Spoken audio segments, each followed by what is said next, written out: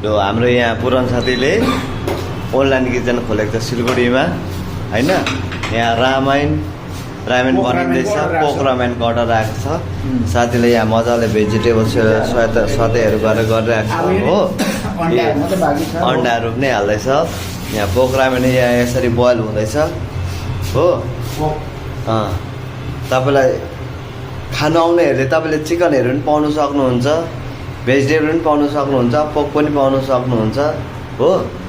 यहाँ साथीले भेजमा चाहिँ प्योर भेज हुन्छ, अन्डामा चाहिँ चिकन र पोकमा चाहिँ तपाईँको अन्डा पनि दिन्छ एक एकवटा होइन। के हो अन्त तपाईँको अब यस्तो यो तपाईँले सानो अनलाइन किचन खोल्नु हुँदैछ पुरान सर। अब तपाईँले के भन्नुहुन्छ त यो विचारमा? अब तपाईँको आफ्नो अनलाइन किचनको बारेमा अब तपाईँले यताउता के एक दुई कुरा राखिदिनुहुन्छ भने? अर्डर फर्स्ट आएको छ यहीँनिर हो।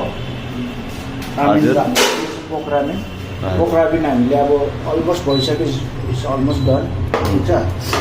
यो कसरी तपाईँले दिनुहुन्छ? यो एकपल्ट देखाइदिनुहोस् न त।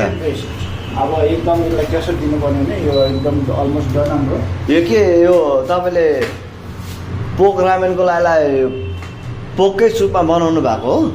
पोकको स्टोकमा बनाउनु भएको पोक रामेन? ए तपाईँले स्टोकहरू पनि नयाँ नयाँ डेली चेन्ज गर्नुहुन्छ होला? एकदम फ्रेसली हामी फ्रेसली अर्डर आउँछ, फ्रेसली बनाउनु। डेली गएर डेली नयाँ पोकहरू लिएर आएर फ्रेसली। अनि अरू तपाईँले के भेजिटेबलहरू के कस्तो छ तपाईँको? भेजिटेबल एकदम दामी फ्रेसली। हामीले अहिले भर्खरै नै उयो गरेर आज बिहान मात्रै आएको यो तपाईँको? फ्रेसली सबै भेजिटेबल जुकुनीदेखि लिएर तपाईँले अब यो मेरो एउटा भनाइ चाहिँ के छ भने नि सर, पुरान सर, अब रामायण यताउता भन्छ